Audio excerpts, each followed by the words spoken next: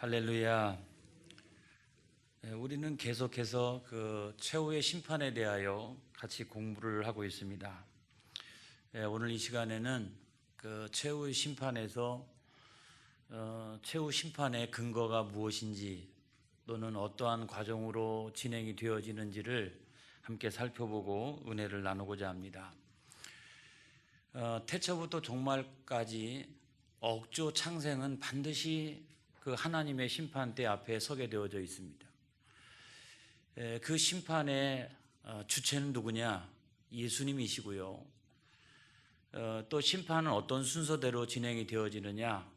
사탄 마귀가 제일 먼저, 그 다음에 그의 수하인 귀신과 또 이단의 교주들과 이런 사람들이 그 다음에, 그리고 세 번째로는 불신자들, 그리고 맨 마지막에는 성도들이 심판을 받도록 되어져 있습니다.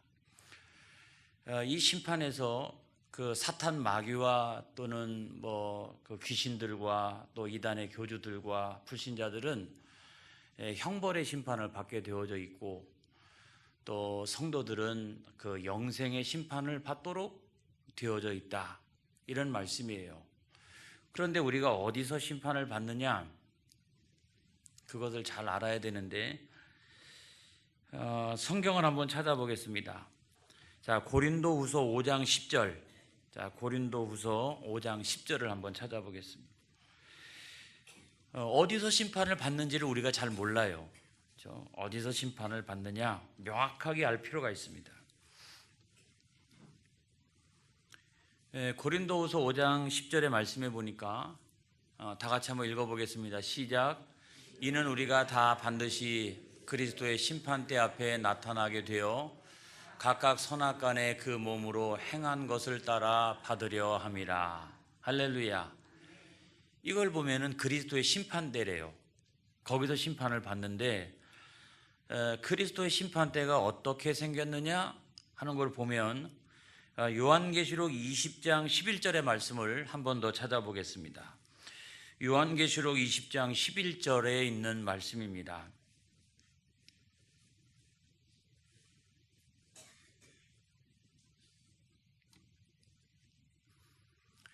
오늘 본문 바로 앞에죠. 다 같이 또 읽어보겠습니다. 또 내가 크고 흰 보좌와 그 위에 앉으신 이를 보니 땅과 하늘이 그 앞에서 피하여 간데 없더라. 자, 여기에 보면 그 심판대의 생김새가 크고 희다, 이런 겁니다. 크고 희다. 얼마나 큰지를 알 수가 없어요. 그런데 크다라고 하는 말은 뭐냐면 억조 창생을 다 심판해야 되니까, 태초로부터 시작해가지고 종말 때까지 살아있는 모든 사람들을 다 심판해야 되니까 그 심판대가 크고, 그 다음에 희다라고 하는 말 때문에 우리가 백보자 심판이다 라고 하는 말을 합니다. 하얀색이다, 이런 말이에요. 그만큼 하나님의 심판대가 거룩하고 그 다음에 공의롭다. 아무도 거기에 대해서 시비를 걸거나 또는 변명하거나 또는 숨기거나 그렇게 할 수 없는 것처럼 완전히 그 심판대가 하얗게 영적인 색깔로 되어져 있기 때문에 우리가 지은 죄를 숨길 수가 없어요. 속일 수가 없어요. 그리고 그 앞에서는 변명할 수가 없어요. 그런 어떤 모습으로 되어져 있다는 것입니다. 그런데 이와 같은 심판대에서 믿음의 성도들은 구원의 선언을 받게 됩니다. 영생의 선언을 받게 됩니다. 천국의 선언을 받게 됩니다. 그때 그 선언을 받아야 우리는 구원이 완성되는 것이다. 예수님께서 이 세상에 오셨을 때 우리는 그 예수님을 믿음으로 말미암아 우리는 구원이 시작되어집니다. 그리고 언제 그 구원이 완성되어지느냐? 예수님 재림하시고 난 다음에 이 심판대 앞에서 구원의 선언과 영생의 선언과 천국의 선언을 받아야, 그래야 구원이 완성된다는 겁니다. 여기서 우리가 깨달아야 될 것이 있어요. 다 섰다고 생각하면 안 됩니다. 내 신앙이 다 완성됐다고 생각하면 안 됩니다. 내가 완전하다고 생각하면 안 됩니다. 교만에 빠지면 안 됩니다. 그래서 우리는 늘 성령 안에서 계속적으로 성화의 삶을 살아가도록 노력해야 된다. 언제까지? 그 심판대 앞에서 너는 구원이야, 너는 영생이야, 너는 천국이야 라고 하는 선언을 명백하게 받을 때까지. 할렐루야. 여러분, 우리가 이것을 잊어버리니까 중간에 신앙생활을 이상하게 하는 거예요. 또 신앙생활이 잘못되어지는 겁니다. 저는 참으로 이 본문을 생각할 때마다 두렵다는 생각이 들어요. 내가 그 순간에 구원이 선언되어지고 영생이 선언되어지고 천국이 선언되어진다.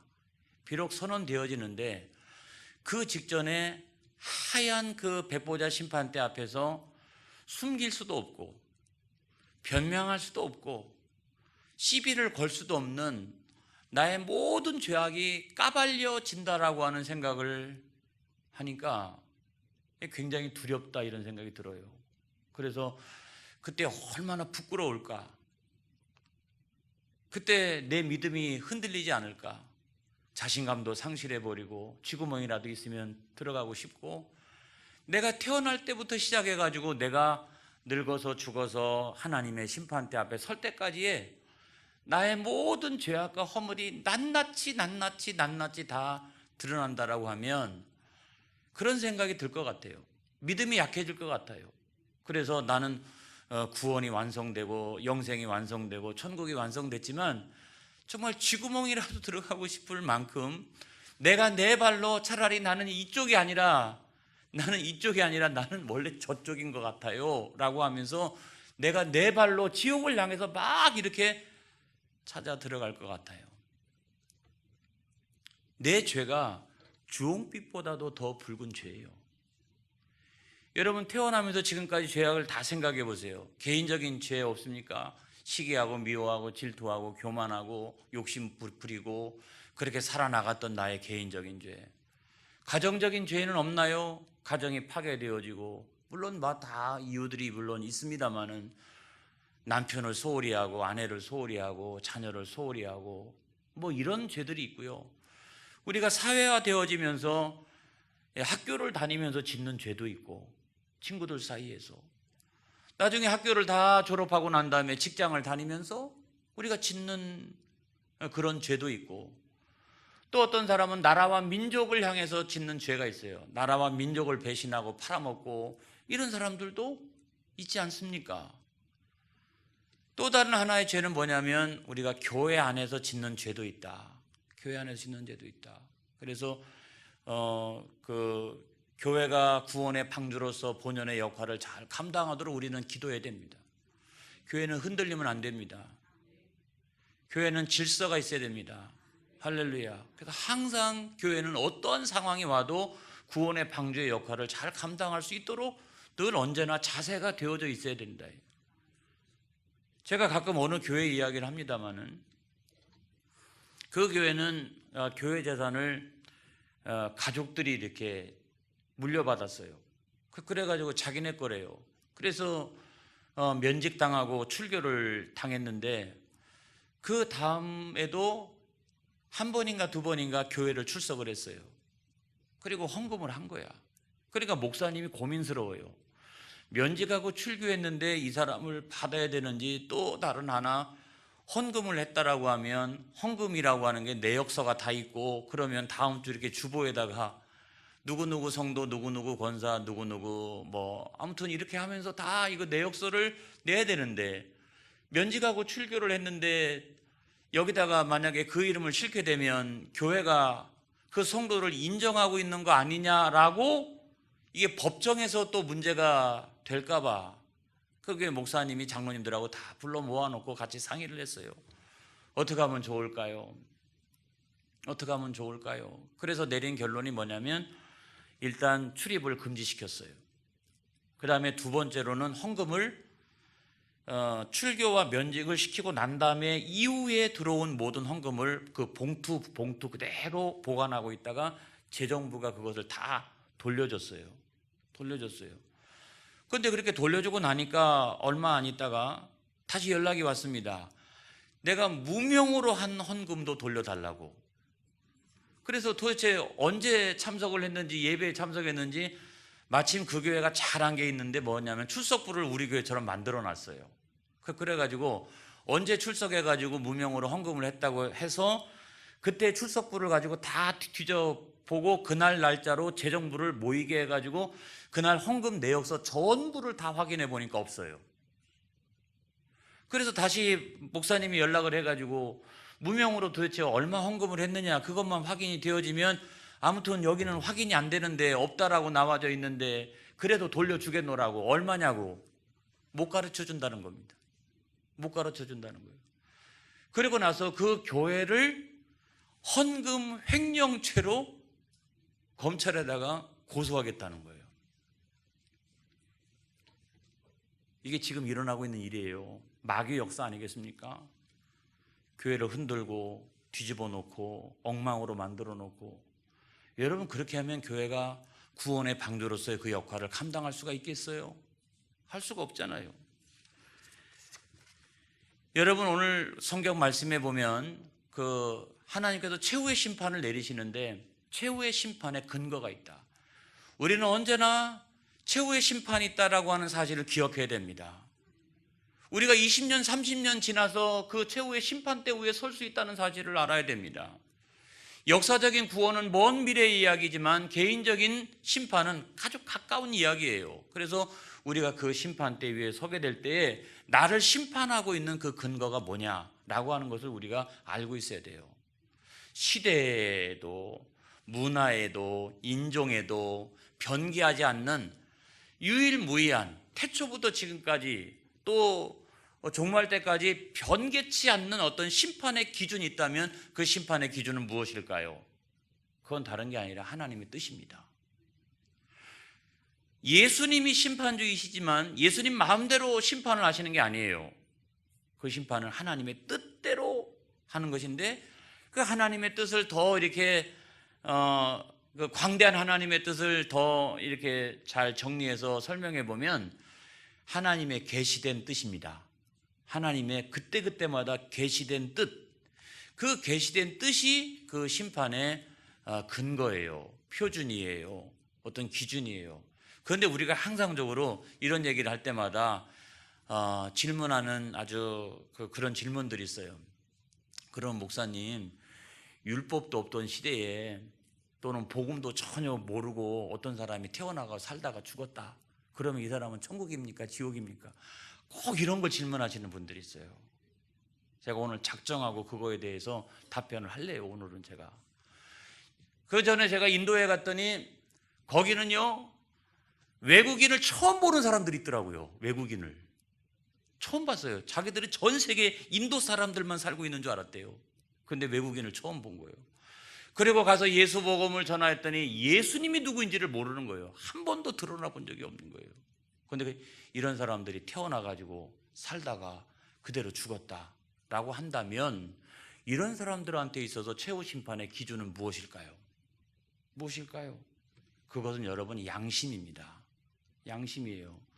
그래서 하나님의 계시된 뜻이 사람들의 양심 안에 들어와 있는 거예요. 그래서 양심을 다른 말로 표현하면 뭐라고 이야기하느냐? 마음속에 있는 율법이라고 말합니다. 이 양심이라고 하는 것은 놀라운 거예요. 율법은 613개조로 되어 있어가지고 이거는 뭐가 죄인지 아닌지가 명쾌하게 드러나 있는데 양심이라고 하는 것은 그거를 잘 몰라도, 율법을 잘 몰라도 양심에 꺼리낌이 있는 거예요. 양심에. 그러니까 이 양심이, 이런 사람들은 하나님의 계시의 뜻이 많이 적용되는 사람들이 아니에요. 하나님의 계시의 뜻을 적게 받은 사람들이에요. 이런 사람들이 양심을 가지고 있다. 그 양심이 척도가 되어진다는 겁니다. 어떤 엄마가 딸이 이제 어렸을 때부터 이렇게 딸을 키우다가 사춘기가 되었어요. 그리고 점점 엄마를 닮아가. 이러니까 엄마가 딸한테 얘기합니다. 야, 너는 말이야 엄마를 닮지 마. 엄마처럼 살지 마. 그렇게 이야기를 했어요. 나도 너만 할 때에는 꿈이 있었고 아름답고 멋진 꿈이 있었단다. 그런데 가정형편 핑계를 대고 그 다음에 내가 나태하고 게을러가지고 그 꿈을 이루지 못했고 내 마음속에는 어느덧 그것보다는 이기심과 욕심과 이런 것으로 이렇게 가득해 있었고, 나중에 가가지고는 내 자신의 육체와 마음으로 짓는 죄가 많이 있었단다. 그래서 너는 절대로 나를 닮지 마라 라고 그렇게 얘기를 했대요. 여러분, 그렇게 얘기를 했다면 그건 누가 얘기한 거예요? 내가 나를 얘기한 거잖아요. 내가 나를 이야기한 거예요. 그런데 얼마나 냉정하고 엄정한 평가예요. 그러면 내 안에 있는 누가 얘기한 거예요? 여러분, 양심이 이야기한 거예요. 양심이. 너는 절대로 엄마처럼 살지 마. 너는 절대로 나처럼 살지 마 라고 하는 양심이 내 안에 있다는 겁니다. 이 세상에 태어난 모든 사람들에게는 그의 마음속에 다 그와 같은 양심이 있는 거예요. 그래서 그 양심을 통과해가지고 천국 갈 사람이 있을까? 양심을 통과해서 천국 갈 사람이 있을까? 라고 보면은 없죠. 양심에 꺼리낌을 받은 적이 한두 번이 아니잖아요. 그렇죠? 그러면 나는 다 죄인이라는 말이에요. 그런데 어떤 사람은 양심에 화인을 맞은 사람도 있죠. 아무리 죄를 져도 나는 죄인이 아니다, 이런 사람도 벌써 이미 그 사람은 그 양심에 화인을 맞았기 때문에 죄인인 거예요. 그래서 예레미야 17장 9절에 있는 성경의 말씀을 한번 찾아보겠습니다. 예레미야 17장 9절에 있는 말씀.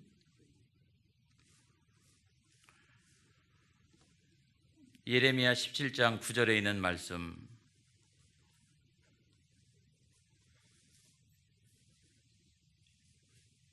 자, 다 같이 한번 읽어보겠습니다. 시작. 만물보다 거짓되고 심히 부패하는 것은 마음이라 누가 능히 이를 알리오마는. 그러니까 우리의 마음과 그 양심도 부패할 수 있다는 겁니다. 그러면은 그 부패한 양심은 절대로 그런 기준이 되어질 수가 없다는 거죠. 그 기준 자체가 망가진 인생을 살아간다면 그보다 큰 죄인이 없는 것이죠.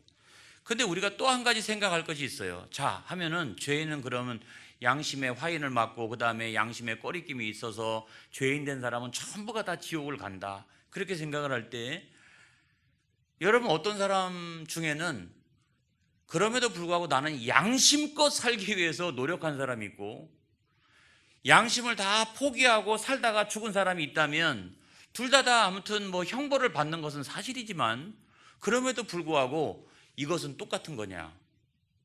이것은 똑같은 거냐? 예를 들어서 공자와 같은 사람은 예수님을 알지 못했습니다. 공자. 그런데 공자와 같은 사람이 있고, 네로와 같은 황제는 예수님을 믿는 사람들을 수도 없이 많이 죽였어요. 그러면 둘 다 예수를 믿지 않았다는 것 때문에 다 같이 뭐 지옥을 간다라고 하면 지옥에 가서의 그 형벌의 내용이 똑같겠느냐, 이런 말이에요. 우리가 너무 이분법적으로 생각하면 큰일 나요. 절대로 똑같지 않다는 사실을 오늘 말씀을 드리는 거예요. 절대로 똑같지가 않다. 예를 들어서 어떤 사람은 위인으로 살았어요. 위인. 그런데 어떤 사람은 사람을 수도 없이 많이 죽은 살인마로 살았어요. 그러면 똑같이 형벌을 받는다 할지라도 이 사람의 지옥에서의 형벌이 똑같겠느냐? 여러분, 그렇지 않습니다. 제가 성경적인 근거를 대서 말씀을 드릴게요. 자, 마태복음 11장 21절로 22절을 한번 보겠습니다. 자, 마태복음 11장 21절로 22절. 오늘날의 지식인들이요, 이렇게 살아도 지옥이고 저렇게 살아도 지옥이야 이러고 그러니까 막 화가 나는 거예요, 이렇게. 그런데 성경은 굉장히 스펙타클합니다. 이분법적이지 않아요, 여러분. 마태복음 11장 21절로 22절. 자, 찾았으니까 요거는 한번 천천히 한번 읽어볼까요? 다 같이 앞을 보면서 시작. 화 있을진저 고라시나 화 있을진저 벳세다야, 너에게 행한 모든 권능을 두로와 시돈에서 행하였더라면 그들이 벌써 베옷을 입고 제 앉아 회개하였으리라. 그 다음, 내가 너희에게 이르노니 심판날에, 자, 심판날에 두로와 시돈이 너희보다 견디기 쉬우리라. 그렇다면 고라신하고 벳세다가 더욱더 악한 죄를 많이 지었다는 겁니다. 이걸 생각해 보면 두로와 시돈하고 고라신하고 벳세다는 경중이 다르다는 거예요. 다시 한번 성경을 올려주세요. 자, 여기 보면 내가 너희에게 이르는 심판날에 두로와 시돈이 너희보다 견디기 쉬우리라. 그 말은 베세대하고 고라시는 더욱더 견디기 어려운 형벌을 받게 될 것이라는 겁니다. 그렇기 때문에 여러분, 우리가 양심을 가지고 살아가려고 노력하는 것이 그럼에도 불구하고 믿음을 떠나서 의미가 있다. 할렐루야, 의미가 있다. 그게 의미가 하나도 없는 게 아니다. 그거를 의미가 없다고 얘기하니까 기독교는 이상하다고 얘기하는 거예요. 기독교는 너무 이분법적이라고 얘기하는 거예요. 그렇지 않아요. 거기에도 다 경중이 있다. 경중이 있다. 이거를 우리가 여러분 이해를 해야 돼요. 그래서 우리는 양심적으로 살기 위해서 노력을 해야 됩니다. 할렐루야. 도덕적이고 또 윤리적으로 살기 위해서 노력을 해야 됩니다. 할렐루야. 그 다음에 두 번째로 보면 구약시대의 유대인들은 그 기준이 뭐냐. 구약시대의 성도들도 있잖아요. 그 성도들은 그 기준이 뭐냐. 이 사람들은 양심이 있어요, 없어요? 양심이 있죠. 율법이 있어요, 없어요? 율법이 있죠. 그러니까 이 사람들은 하나님의 계시를 양심만 가지고 있는 사람들보다는 하나님의 계시를 많이 받은 사람이에요. 이런 사람들한테는 더욱더 책임을 무겁게 묻는 거예요. 그러니까 하나님의 계시가 이 사람들한테는 많이 있는 거예요. 이 사람들에게 있어서 심판의 기준은 뭐냐? 율법이죠, 율법.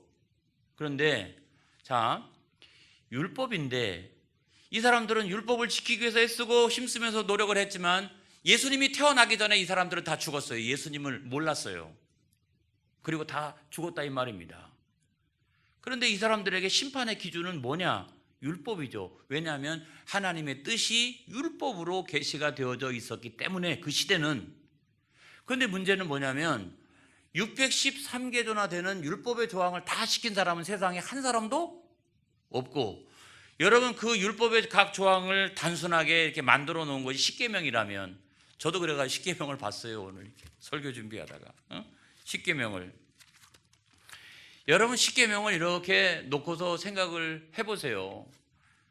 우리는 복음을 기준으로 구원받는 사람들이지만은 그럼에도 불구하고 율법의 조항을 가지고 들이대면 우리의 죄악이 낱낱이 드러납니다. 제1은 너는 나 외에는 다른 신을 내게 두지 말라 그랬는데, 어떤 때는 물질을 더 섬기고, 어떤 때는 자식을 더 섬기고, 어떤 때는 다른 명예와 권세를 더 섬기고, 너를 위하여 새긴 우상을 만들지 말라라고 했는데 그런 우상을 내 마음속에 두고서 내가 살아갈 때도 있고, 너는 내 하나님 여호와 이름을 망령되이 부르지 말라 그랬는데 하나님의 이름으로 막 약속해버리고 이런 때도 있고, 안식일을 기억하여 거룩하게 지키라 그랬는데 주일을 틈만 나면 그냥 아무것도 아닌 것 때문에 주일 안 지키고, 목사님 저 너무 바빠가지고 그랬어요. 아무튼 뭐 이런 것들 때문에 화가 나요, 아주 어떤 때는. 그래서 성경에 분명히 안식일을 기억하여 거룩하게 지키라 라고 말씀했다면 우리는 그렇게 지켜야 되는 거예요. 그 다음에 내 부모를 공경하라. 그러지 못할 때도 얼마나 많이 있었습니까? 살인하지 말라. 마음으로 짓는 살인죄는 없나요? 간음하지 말라. 우리가 육체적으로 마찬가지지만 마음으로도 마찬가지예요. 그것도 다 죄악에 들어가는 겁니다. 도둑질하지 말라. 내 이웃에 대하여 거짓 증거하지 말라. 내 이웃의 집을 탐내지 말라. 다른 것들을 더 탐내고 말이죠. 그렇게 살아가는 이 십계명만 가지고 딱 들이대도 우리가 여기서 자유로울 사람이 없다는 거예요.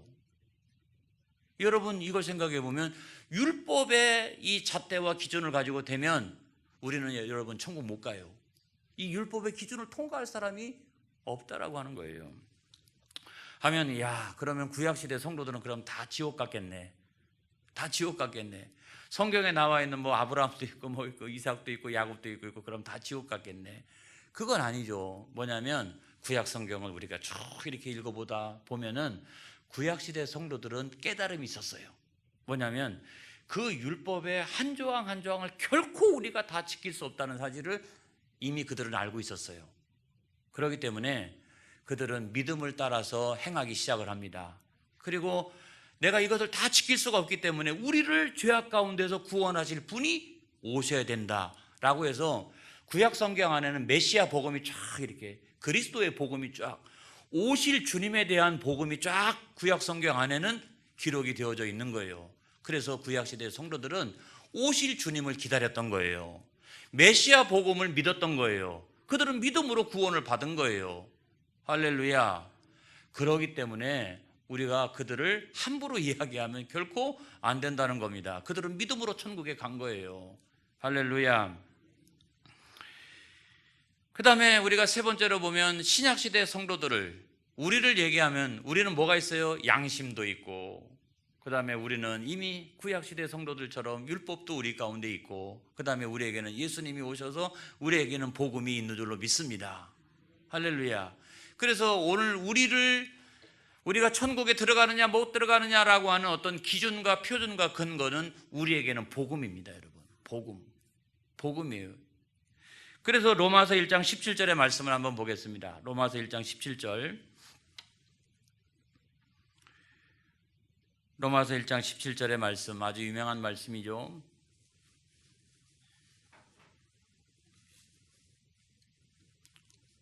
자, 앞을 보겠습니다. 다 같이 한번 읽어보겠습니다. 시작.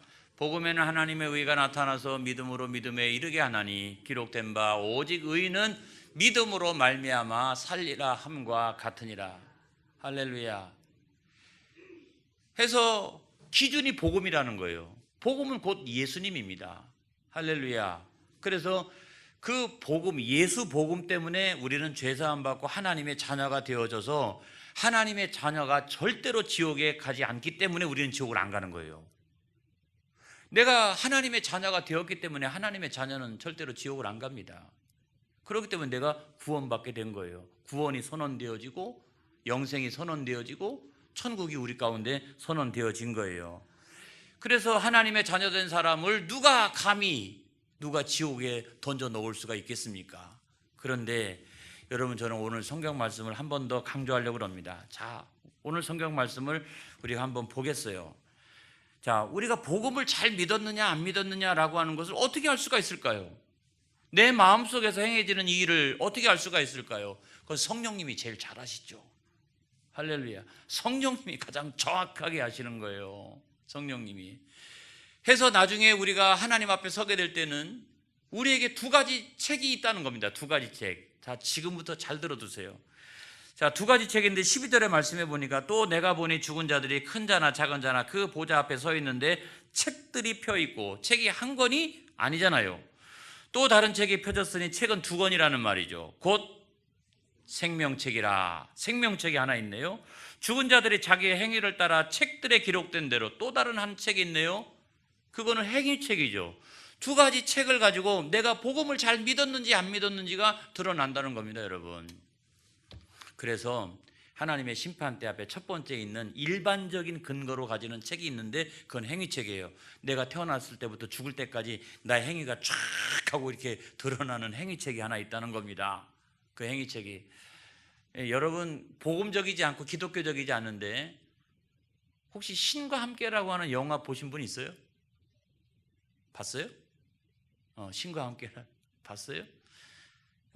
근데 그 영화에 보면은 다른 것들은 기독교적이지 않더라도 아무튼 지옥에 가가지고 이런 죄가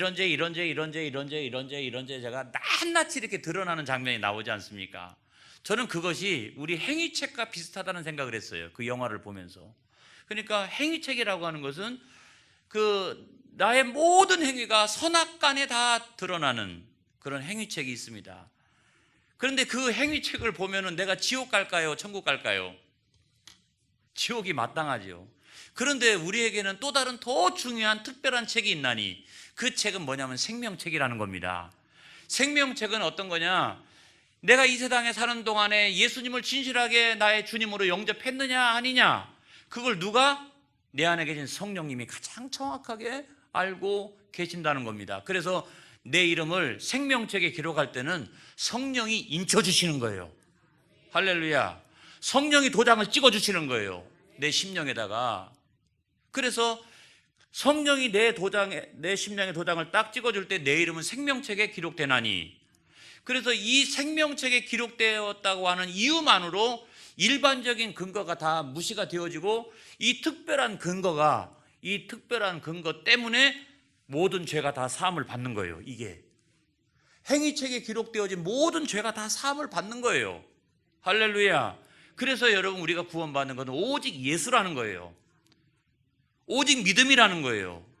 이것 때문에 일반적인 행위책에 있는 모든 죄악이 다 용서받고 내가 특별한 존재가 되어서 구원에 이르나니 생명책에 기록되어지는 것이 가장 중요한 일이다. 그래서 여러분 15절의 말씀에 보면 두 가지 책이 있는데 누구든지 생명책에 기록되지 못한 자는 불못에 던져지더라 이렇게 돼 있어요. 더 중요한 게 무슨 책이다? 생명책이다. 이렇게 생각해 보니까 이 천국과 지옥이요 단순하지가 않아요. 천국과 지옥이 단순하지가 않다. 여러분 우리가 최후의 심판의 과정은 절대적으로 집단적으로 받지 않습니다. 누구 집안에 태어났기 때문에, 누구의 가문이기 때문에 그러지 않아요. 단독자로 서게 됩니다. 단독자로. 또 하나는 1심, 2심, 3심이 없어요. 세상에서는 지방법원, 고등법원, 대법원이 있지만은 이 최후의 심판은 단심이에요. 단심. 백보자 심판 단심이에요. 자, 우리가 그 천국에 가서도 마찬가지라는 거예요. 자, 생명책에는 기록되어져 있는데 행위책이 별로인 분이 있죠. 있어요, 없어요? 있잖아요. 자, 생명책에 기록되어져 있는데 행위가 그럼에도 불구하고 이 사람은 좀 괜찮아, 이런 분도 있죠. 하면 천국에 들어가는 것도 다 똑같지가 않다는 거예요. 자, 구원 받았어요. 영생 얻어 천국 갔어요. 그런데 행위책에 의해서 낱낱이 드러나는 그 순간에 어떤 사람은 할렐루야 하나님 영광 올려드립니다 이런 사람도 있고, 어떤 사람은 너무 부끄러워가지고 내 발로 막 지옥을 향해서 가, 내 발이. 그러니까 너 거기 가면 안 돼 그래가지고 예수님께서 너 거기 가는 거 아니야, 그래도 너 예수 믿었잖아. 그러니까 잡아당기는 사람이 있어요. 너무 부끄러우니까. 마찬가지로 지옥도 그렇다. 지옥도 그렇다. 자, 지옥이라고 하는 것은 양심과 율법과 복음이잖아요. 이게 이제 기준인데, 문제는 뭐냐면 그 안에서도 너무 비양심적으로 산 사람과 그나마 양심을 지키려고 노력하고 살아갔던 사람 사이에는 뭐가 다르다? 경중이 다르다. 형벌의 경중이 다르다. 그래서 여러분, 천국과 지옥을 너무 이분법적으로 딱 나누니까 지식인들이 받아들이지를 못하는 거예요. 그런데 성경은 그렇게 말씀하지 않고, 성경은요 천국과 지옥이 딱 나눠지지만 이 내용 자체가 굉장히 스펙타클하고 이 굉장히 다양하고 그렇게 존재하고 있다는 사실을 믿으시기 바랍니다. 할렐루야. 그러니까 막 가능한 한 도덕과 윤리적으로 행위도 온전하게 노력하고 양심적으로 살려고 노력하고 막 우리는 그렇게 해야 되는 거예요. 예수 믿었으니 나는 끝이야, 그냥 대충 살아도 돼, 이게 절대로 안 된다는 거예요. 여러분 할렐루야. 최후의 심판이 그런 성격을 가지고 있다는 것을 믿으시기 바랍니다. 기도하겠습니다.